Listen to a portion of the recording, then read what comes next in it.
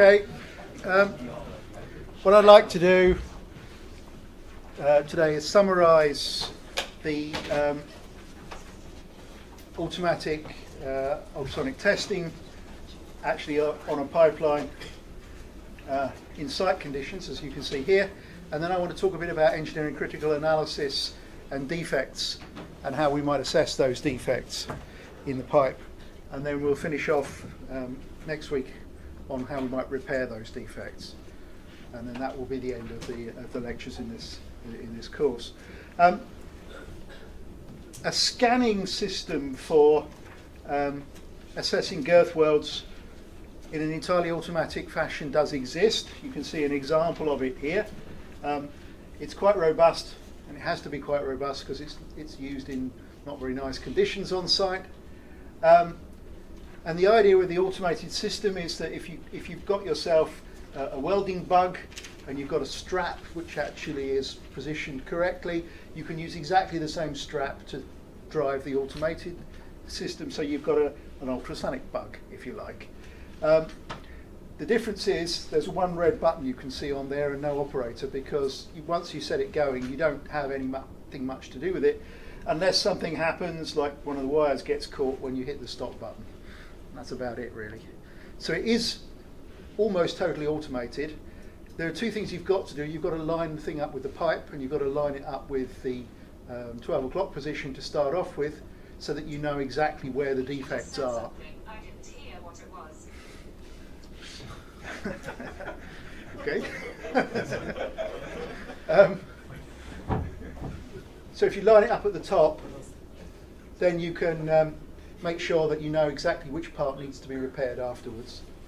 The automated system gives you a printout of the results, or an online store, and so that's good, but you've got to be able to interpret what you get, and that means you need a trained and sometimes quite skilled technician or interpreter to look at the data. So just like when we were dealing with films in the old systems, these systems produce a printout with lots and lots of information in it, but you have to turn that into data, so you need somebody who can interpret that. And that is quite tricky. People tend to miss things. The advantage with this system, which is why people like them so much, is that there are no safety implications with handling X-ray sources or nuclear sources or anything else like that, and there's no chemicals to handle. And it's quite quick. It takes longer to set up the strap than it does to actually do the measurements in some cases. These things can go around at this sort of speed quite nicely. So you can do a measurement in a few minutes. And then if the interpreter is pretty good, you can operate almost at the front end of the pipe, just after the welding is complete. So that helps you with productivity. So what I've shown so far is how you might get the data. What do you do when you've got that data? Well, we have to have some sort of defect acceptance limits, which are sometimes known as workmanship limits. And that's traditionally what we would do. We would say good workmanship would give you a certain type of defect, and that's what you would aim to do better than with the weld. So generally, these defect acceptance limits are based on the length of a defect. So you might have, say, 25 millimeters of lack of penetration as measured from a radiograph from the ultrasonic tests. The assumption is that the defect is limited to one pass of the weld, so it doesn't go through the whole system, and if you can't see it at the surface, that's a reasonable assumption, although the ultrasonic measurements can be set up to tell you exactly which pass has failed. So that's a short distance compared to the linear dimensions of the defect, which might be the whole width of the weld, or if it's along the length, it might be quite a considerable distance longer. And the bigger the defect, the more worrisome it is in a pipeline. So you have to specify how much of that defect is, and you might specify it in terms of the length of defect that you observe in a fixed length of weld, so that you can compare different sizes of pipes in different situations, different runs perhaps in the same pipe. When you've got things like porosity, then you can have what are sometimes called distribution diagrams. So sometimes you look at the pores and you draw a box around those pores, and if that box touches another box, then you draw a box around both of them, and you can actually then start to aggregate up all those pores into one big pore, one big box, basically, yeah. So that's a way of dealing with lots of small defects that you have to say that they affect each other. And there are standards which different companies use in the welding standards handbooks about how you might do that for a particular case. In many cases, the distribution of defects is obvious, and if you just sort of squint at something and draw a circle around all of the defects, you'll get the same responses. So that's why some companies just take the most distant pores in the cluster and then draw a box around that and use that as the size. So there are different standards in different companies, and different standards organisations will say what you want. The only thing that you should bear in mind is that one pore is not the defect size, it's the cluster of pores that you have to assess. As I say, generally a weld pass is only about a few millimetres deep, so you don't worry too much about the depth. It's the length of the weld which is the critical size, and that you can measure.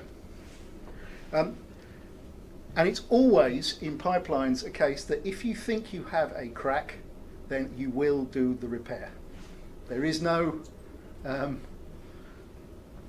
acceptance of a crack. So now we have slightly more complicated ones called fitness for purpose defects, because you have to take into consideration not only the length of the defect, but the toughness of the material that you're trying to assess the defect in.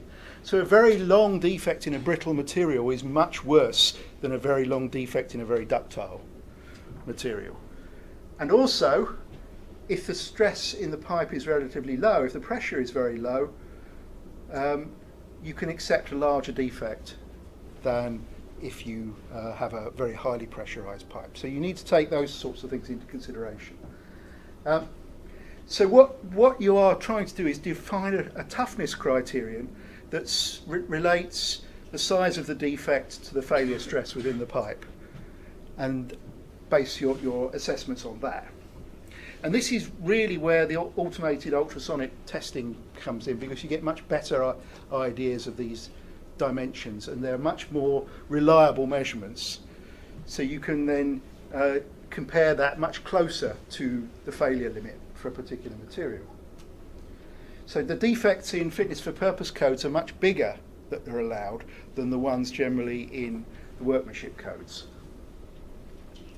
So that sounds okay, except that people think, oh, I've got a longer defect, I don't have to be so careful. So they don't work so hard to keep the defect levels low. So what we tend to do now is use the workmanship standards to start off with, and then if there's anything that we're worried about, use the fitness for purpose criteria afterwards to make sure that it's going to work. And that's particularly true for special situations like the more difficult repairs and subsea systems, where you don't want to have to repair if you can possibly avoid it. So here's an example of the workmanship code. So you've got a certain defect size, in this case it's the defect height that we're measuring, and a certain length, defect length, and we would say that any defect that's longer than 50 millimeters has to be repaired. So all these white circles are more than the workmanship limit, and they have to be repaired. The defect height doesn't make any difference in these cases. Now if we think about a fracture toughness and engineering critical analysis approach, the fracture toughness equation basically shows that the stress is inversely proportional to 1 over the square root of the crack size. So if you plot that, that's this curve here. So yes, the very big defect lengths we definitely have to repair, but when the defect length is very short, this curve is going up, and these data fall in the acceptance range. So in fact, there's only 3 repairs to do in this case, as opposed to the 8 repairs to do in this case. And again, you can write your own engineering critical assessment diagrams, and you can draw maps to show which are the acceptable ranges and which are not. So you can do this for fittings, and you can do that for any structure. It means that you need a mechanical engineering failure theory for whatever part that you're going to deal with, and then you plot that on the data that you can get from your measurement technology. Now, the workmanship limit is always safer, but if you've got to do 8 repairs, it's more expensive. So that's why people will tend to look at the engineering critical analysis. And also, because you're doing less repairs, this increases productivity. So if you're on a lay barge or something and you really want to ensure that you're matching the productivity targets that you've been set, the engineering critical analysis is important. But what you have to do is be able to get very accurate measurements of the sizes of the defects, and that's why it's most suited to ultrasonic methods. So you've got various different types of defects. So these are the initiating defects that caused fracture in a pipeline that has been exposed for quite some time. So this is the one that's been dug up and tested afterwards. And the dark regions here are the defects. So these ones here that produce quite a high failure strain, these defects are underneath the surface, they're buried. And these ones here, you can see that they're buried. This one, which produced a low fracture strain, we've got some very big corrosion pits, basically, which came from the surface. So these are surface defects in these cases. So the ultrasonic methods, in principle, can give you both types of defects, because they'll give you the remaining metal that's left, so they should be able to sensitive to the position of the surface, and you can see subsurface systems. But something like magnetic particle inspection would only give you the small cracks and crevices in here. And since this is a corrosion pit, it's not a small crack or a small crevice. The eye inspection is much more important in that particular case. So you need a multiple range of assessment techniques, starting with the human eye, really to be able to fully characterize these things. So don't believe just because the ultrasonic spits out a number that is a correct number and valid for your assessment. There may be something else that's worse in the way that technique cannot assess.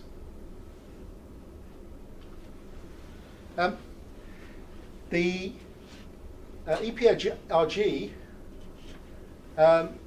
suggests certain sizes and assessment limits, and it tries to define different scenarios where you will be able to use the defects that you actually find. So there's a whole list of types of defects coming down here.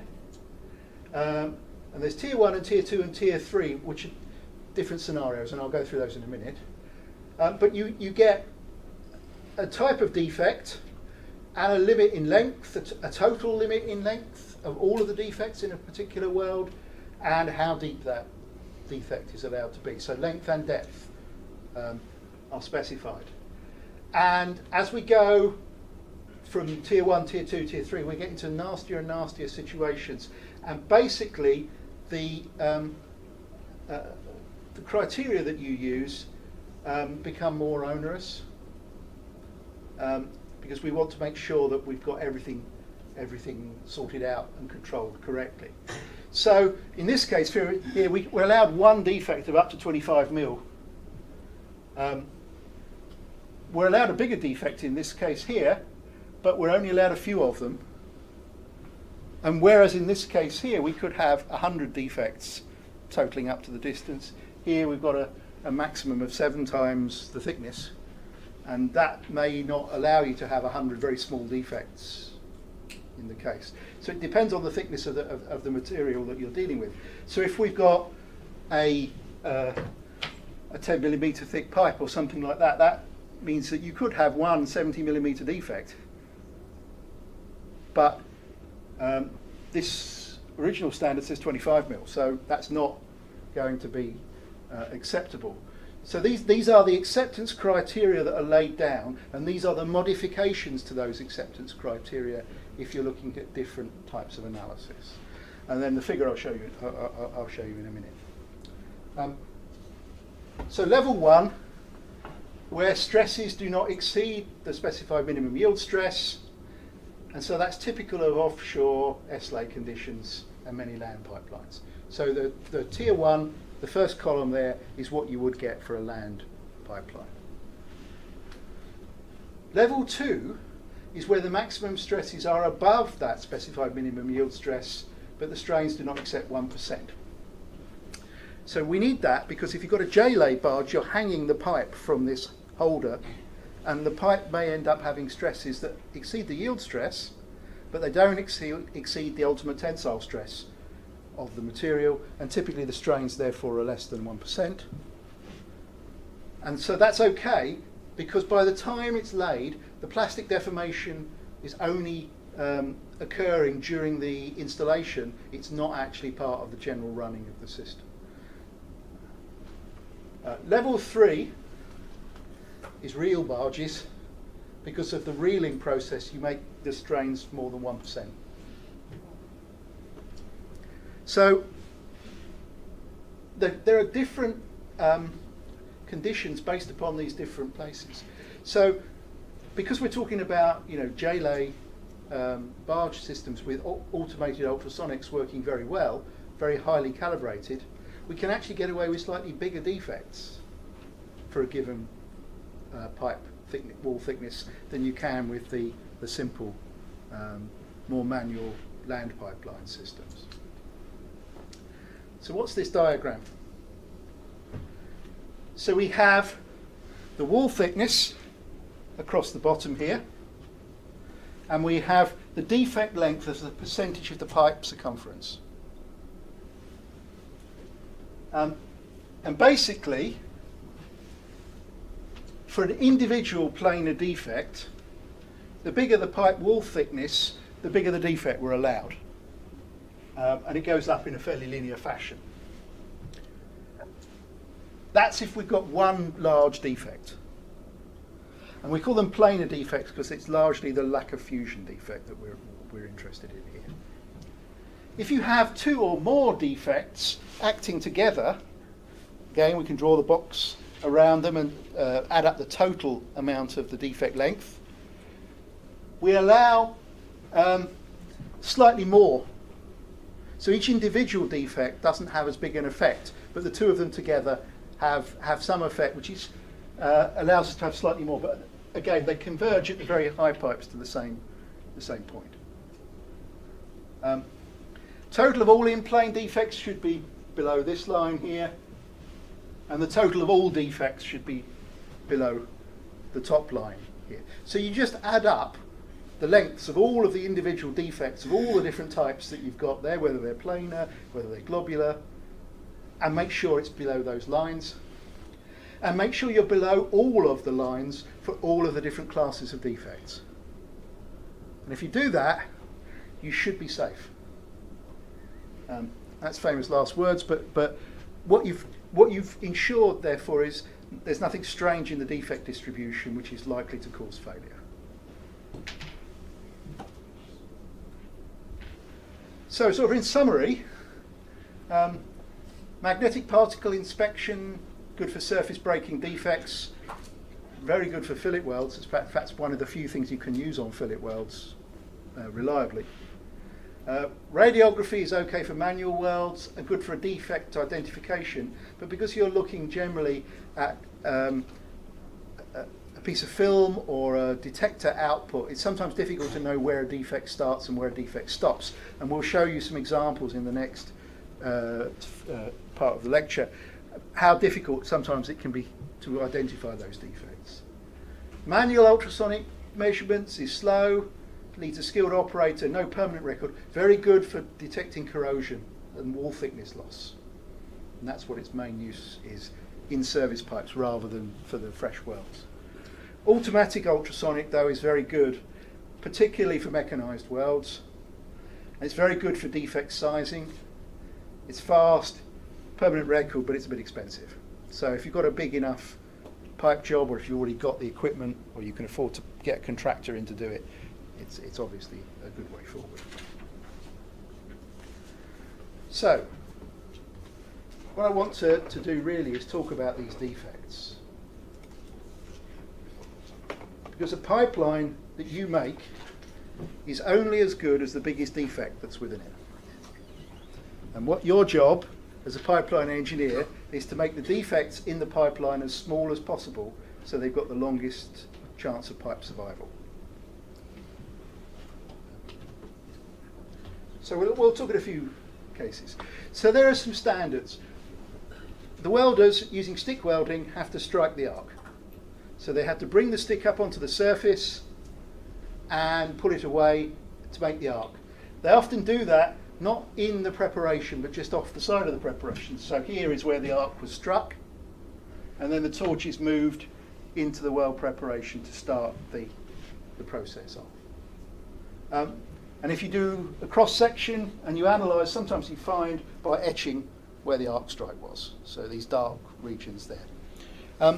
Most standards, the workmanship standards, allow for one arc strike per weld, but generally they want you to repair it first, which means grinding it out basically, and then doing some magnetic particle inspection just to make sure that it's not left there. It's quite rare, as in this case here, to leave the original arc strike in place. This piece of pipe came from a pipe dump, so it's probably a trial piece, and therefore they didn't need to do that. The weld bead depth in most multi-pass welds is about 3 millimeters. So if you mismatch the position of the pipes by more than 3 millimeters, you're going to struggle to make those weld repaired, and you're going to have to repair. So this is the sort of thing that you see here with these step. So this is a case again where the fit up wasn't perfect.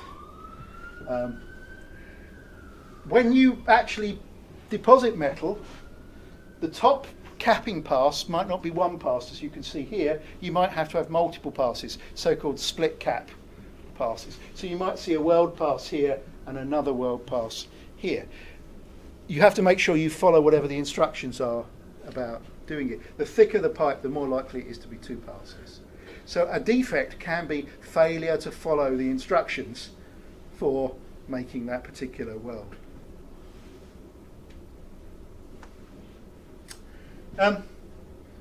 Failure to clean off slag, failure to wire brush properly down the weld. That's a very common defect. So you can see it very nicely in the cross section there. That's a hole. What that is the slag that's formed on the surface which has not been cleaned away properly. In this case it's only on one side, which is not usual. Normally when that happens you get it on both sides. And after one pass the weld has not cleaned it up properly. Often because they're under pressure. Now this is another bad weld because it's all canted over to one side. So the welder has sort of been welding on one half quite well, and he's not really been welding on this half of the preparation very well at all. So if you get slag wagon track, what do they look like in the radiographs? Well, there's an example here where we've got them on both sides, and they call them wagon tracks because these dark lines running along here, these are that slag that's in the system. It just looks like train lines. And they could be at different spacings depending on which of the passes in the weld had not been properly cleaned. So any defect generally in a weld that involves having a hole or a low atomic weight defect like slag will appear black in the radiograph. And that one's easy to see. Some of the ones I'm going to show you later on are not that easy. Root porosity. This is where you put your worst welder on the root pass. Completely inappropriate set of conditions. You've got some fusion, but you've got a big hole in the middle of the root pass, basically. A lot of gas coming out in that early stage. Can because, for instance, you didn't use dried electrodes.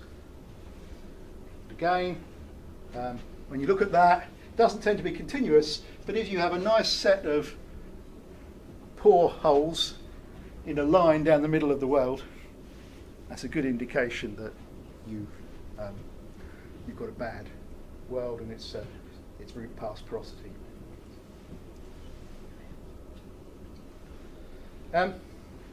Lack of root fusion. Sometimes the welders call it what it is, missed edge. So this is, we've welded on this side when we should have been welding in the middle.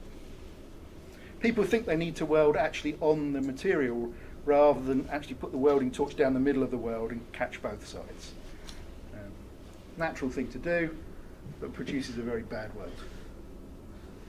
That's an incipient crack. It isn't a crack because it's not closed. It's quite open. That's why lack of fusion defects tend to be quite open. So what happens there? Well, we get lack of penetration, mismatch. You see this nice bright thing where we've got a thick layer of metal, and then it drops here because we've got a thin layer of metal, because you've got an area going across that weld where we haven't actually fused with the bottom of the weld, and it's got quite a sharp edge because some of the original edge preparation is still there. So these sorts of failures, if you see that, something geometric in the radiograph, you know something's wrong.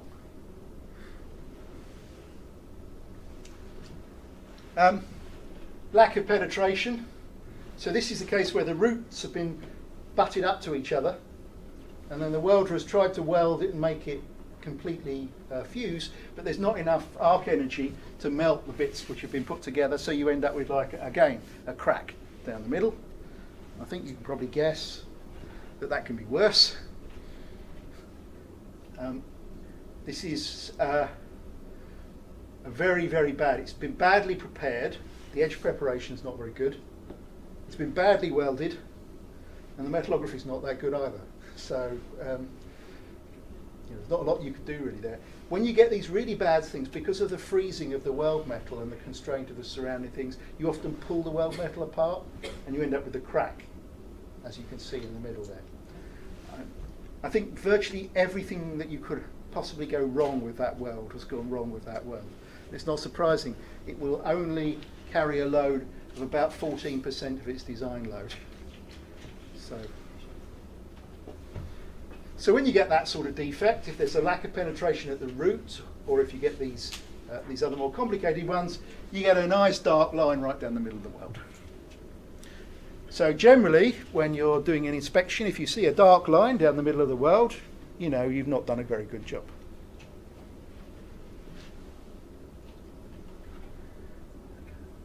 Now, sometimes it's a bit more subtle. So we call this lack of cross penetration. This is the root pass, which has been done okay, and this is the hot pass, which has been done. But the hot pass, you can see, is canted off to one side, and on this side of the root pass, there hasn't been enough fusion and mixing between the two passes. And then the cooling has actually opened up a small crack in this particular case. So again, the rest of the welds look okay. Well, ish. Lack of fusion defect there as well. But again, if you look at enough welds, you'll find enough defects.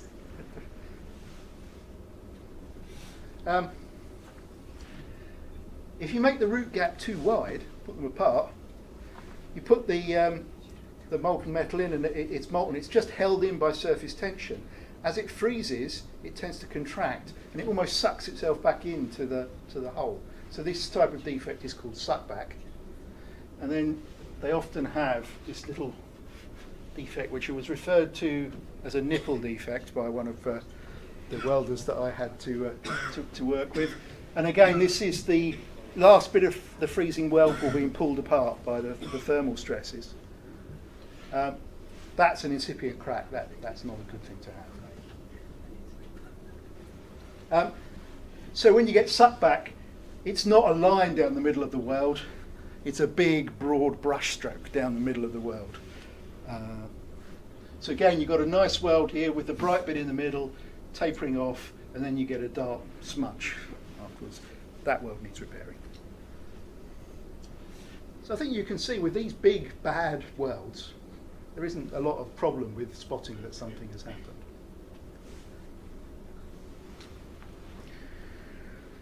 Okay. Burn through. What's burn through? You're welding the first pass, it's been done very well. You have the second pass, and the welder, for productivity reasons, turns the power on the torch up, and you get the weld that you've already deposited so hot that it drips out the bottom of the weld. And you effectively, as its name implies, burn a hole or make a window into the weld that you've previously deposited. So these hot passes were too hot, and then you get a big hole.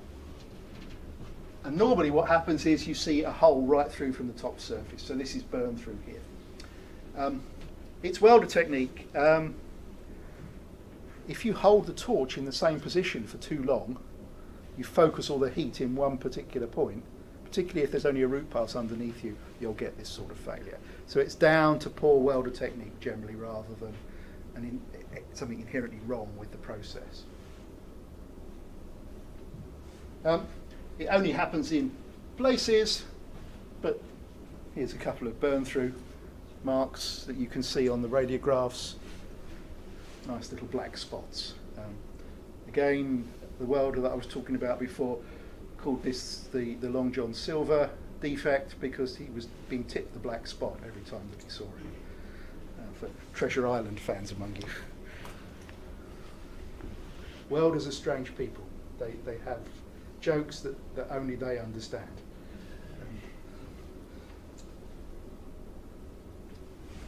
Okay. Stops and starts.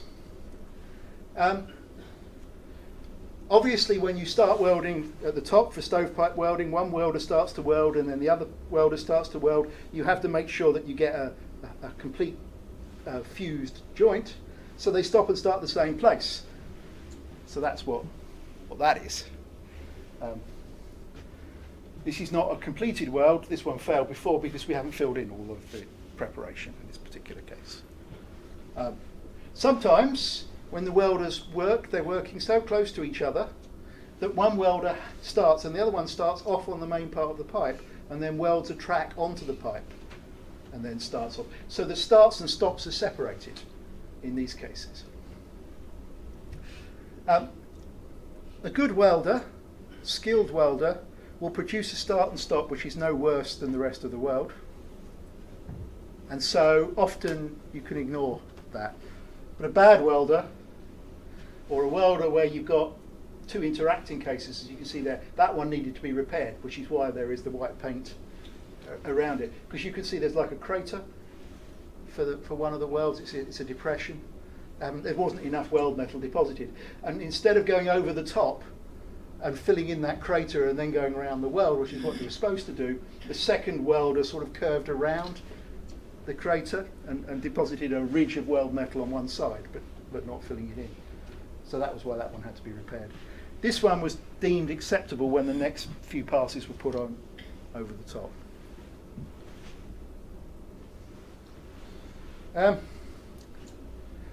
Lack of root fusion and excess penetration.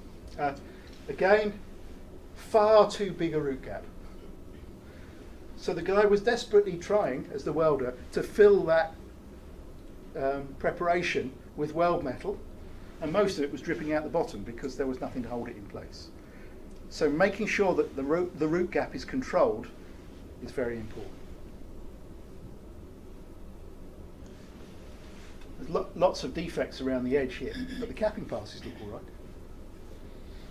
So if you just looked at the outside of the weld, you wouldn't know that was there. Looked at the inside, that would stop the first pig going through, and then the whole thing would fail in the hydro test anyway. So you don't want to have that.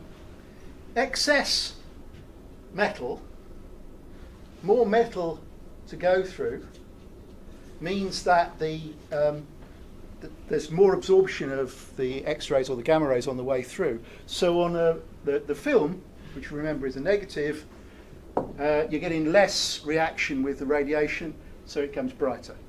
So if you see a very bright stripe down the middle of the film, as opposed to a dark one, it means you've got excess material. It never ceases to amaze me how people think that they can weld some joints. So this was a classic mismatch. So what this is a fitting that's been delivered without the taper on it, and somebody trying to weld it straight onto the pipeline, which is a different diameter. So there's a fitting piece, the converter from one to the other, missing in this, and the welders tried to sort of almost do it as an overlap and tack weld, and it's a dreadful quality weld. High-low mismatch, where you get a thicker pipe or a pipe offset compared to the pipe you're welding to, is quite common. So here's a case of high-low. What you do is when you look at the weld, you'll see a bright stripe down one side and a dark stripe down the other side. And again, there's this line that you can see which seems to follow just off to one side of the weld in this particular case here. So again, if you see a linear defect in the light and dark, it's probably something wrong with the weld in the radiographs.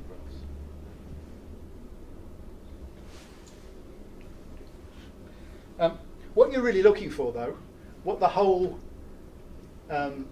welding procedure and inspection procedure should be about, is looking for the serious defects which are not obvious, which are not down to initial bad workmanship or bad fit up, but which are just one of those things that happens during the welding process. And lack of fusion, lack of sidewall fusion, is the big one here.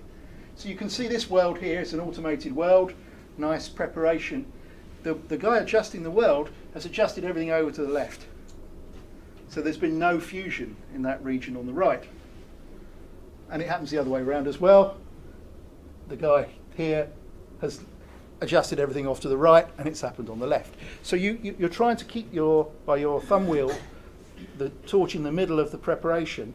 If they make a mistake, which people do, then you can go off at either side and you'll get these lack of sidewall fusion cases. And it can be on either side. And what you get is like wagon lines, like we saw before, only they're much more thinner and they tend to be much further apart. And that's assuming that we've got lack of sidewall fusion on both sides.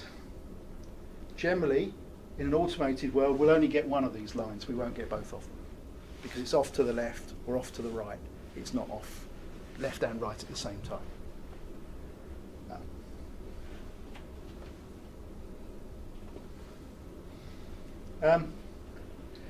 Lack of interrun fusion. So in this case, the root pass and the hot pass were okay. The first fill pass was not aligned correctly. It was over again to the right hand side here. So this bit here didn't get heated up enough and there was no fusion. And that acts like a gap, like a lamination between the layers in the weld, sometimes called a cold lap.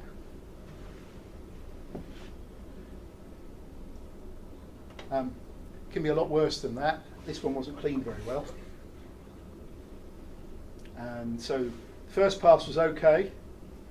You'll notice there was not a very good root pass. The weld was okay, but the fit up was awful. There was no cleaning after that first pass, or if it was cleaned, it wasn't cleaned very well. And then you had a hot pass and a capping pass. And there's all sorts of defects in here. Porosity, crack in the middle of the weld, lack of cleaning, mismatch in height. Again, very bad weld, but this is the one which is the killer. This is the one where there is very poor properties, where the cracks are going to start. So if we have these ones from the side, then you may or may not be able to see them. And this is where it becomes more difficult. I told you that, you know, if the crack is in this plane and the X-rays are going down along the length of the crack, they're easy to see. Going across a crack or a small defect, they're much more difficult to see. So you saw all of those defects were perpendicular to the X-rays. You look here, what can you see? There's a few odd defects near the side here.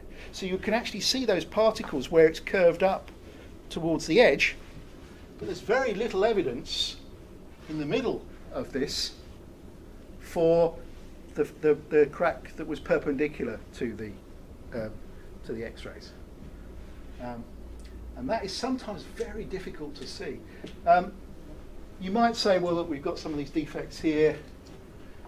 Some of them have got slightly elongated tails, so you look, this one here looks like it's slightly elongated, but you have to have some skill to be able to interpret that, and it's getting harder to see these defects.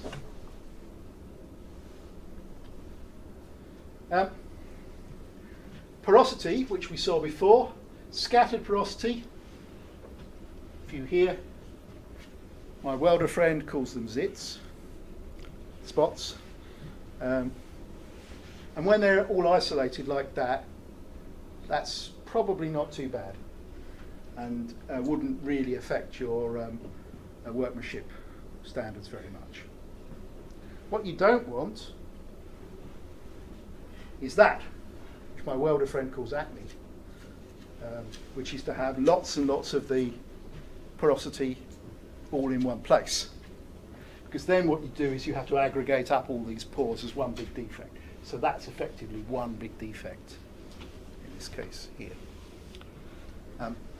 So why are they all in one place? Weld's been going on.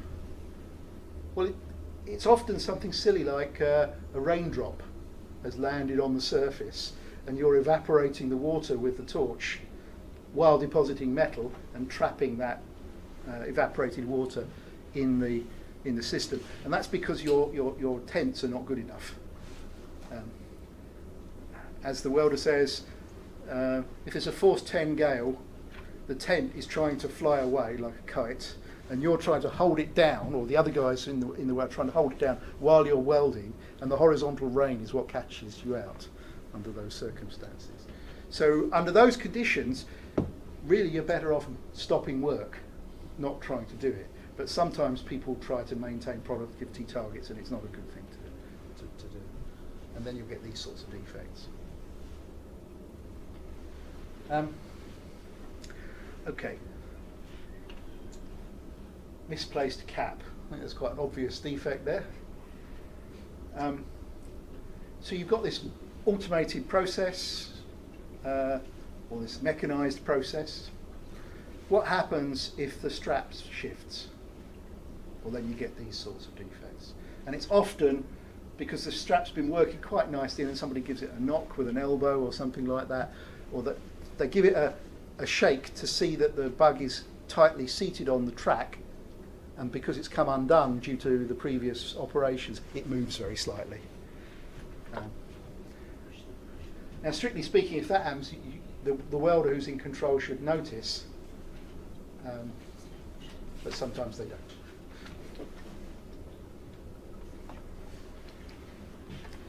Cap undercut. So that's here. So we've got a nice filled in weld here. The weld's gone off to one side, and we've left like a trench down the side of the cap because we haven't filled it in. We haven't got fusion in this particular side. Again, your visual inspection, your Mark 1 scanning eyeball should be able to spot that quite straightforwardly, and you should be able to tell the welder to do it again if you're there to do it and looking in the right direction. So cap undercut, what we get is a nice dark line down the side of the radiograph. Again, the inspector will spot it, but it's nicer if you can actually spot it before the inspector does, so you can plan the repair before.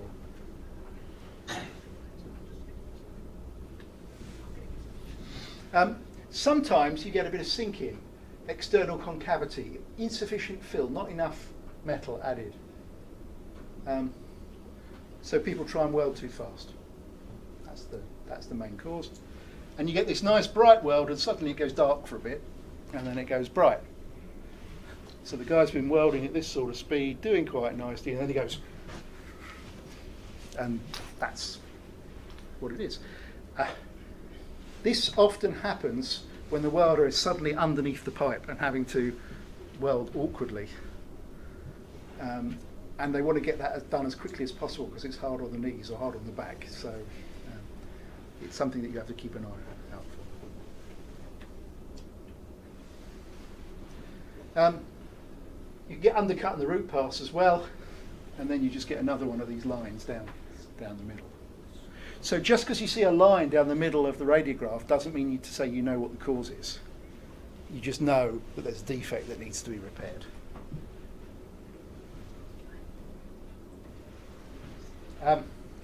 Slag inclusions,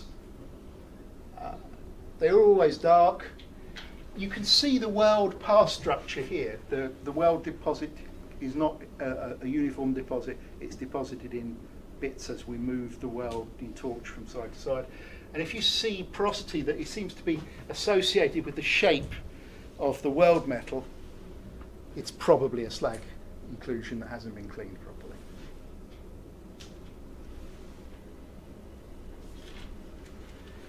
Okay. So, you get all these defect information, you measure all the total defect length, and then you have to set some sort of failure criterion to work. So the failure stress as a function of the yield stress is one of the things that's propagated. So the basic mechanical strength, if you do that, just in terms of yield strength, whether there is a through wall failure or no failure at all in the weld, you get very similar results. So generally, all of these defects don't have a very big effect on the pressure holding capability of the weld when there's just plastic deformation going on. For a very long length of defect, you can see sometimes it will make an effect, but generally if the total defect length is relatively short, there's not a lot of difference in terms of plastic deformation between defective and good weld. It's in the fracture properties that the defects really show their importance. So we want to avoid at all costs cracks. So that's why you see a crack, you repair.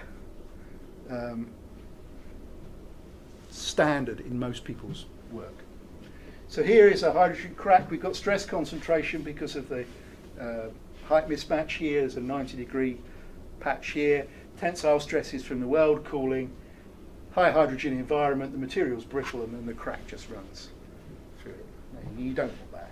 Whatever happens, you don't want that. So really we want to avoid the hydrogen cracking. So we choose low carbon equivalent weld materials, pipes and fittings with good weldability.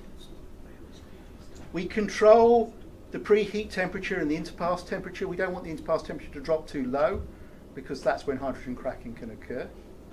And we preheat to a certain temperature to ensure that that cooling rate is kept low enough so that we don't get martensite formation. That means we've got to control the time between passes because the temperature will be dropping all the time. We don't want it to go too low. We usually use for the root pass, the first pass, a very ductile system, maybe with not as high strength as the other passes, to ensure that it's got good toughness. We minimise the lift height because we don't want to put too much stress on that first weld. And generally, because it's slightly more sensitive to cracks, we use X radiography rather than gamma radiography to do the inspection. So we accept that there will be some cracks, and we try to design our system that we find them and we repair them.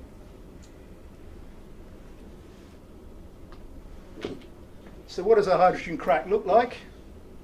I've turned up the contrast on this, and it says feathery twisting lines of darker density. So that's this thing here. You can just about see. I can't for the life of me see those in real radiographs. I struggle to do that. If you've got a good inspector who can see cracks, they're worth their weight in gold. Because generally they're very hard to find in the radiographs because their orientation is not perpendicular or parallel, sorry, to the radiation source and the radiation propagation. So I really think that you have to control the process so as not to get hydrogen cracks, rather than rely on picking every one of them up, because it's very difficult to do. If you radiograph from different orientations, or if you use ultrasonics, you're more likely to catch them. So hence, for the higher pressure pipelines, the drive towards automated ultrasonic inspection. Okay, well, that's my time for today.